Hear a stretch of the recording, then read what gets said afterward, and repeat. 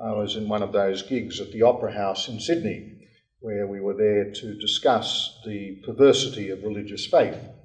And the chief drawcard, of course, was A.C. Grayling, the British philosopher, who just put out his book on the God argument, and also Sean Fairclough, an American from one of the Richard Dawkins Institutes.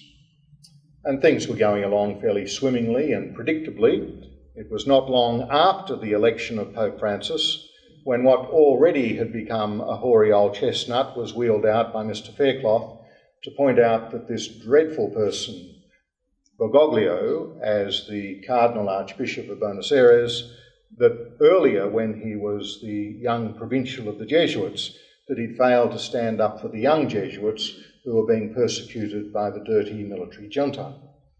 Well, of course, I, being a Jesuit with some commitment to social justice, felt that I had some right to speak on this question. But I made this observation. I said, yes, if only there'd been one decent, secular, humanist, atheist philosopher to stand up in the public square in Buenos Aires and say, stop it. And the junta, they'd have all stopped it, and everyone would have lived happily ever after, wouldn't they? The trouble is we live in a society where there's such mistrust about religious belief that those of us who dare to hold together both the profession of very profound ideals with the notion that we are all fallen sinners, we are, of course, seen to be nothing but sheer hypocrites, unless we take the path of martyrdom. Now, most Christians, like most humanists, do not take the path of martyrdom.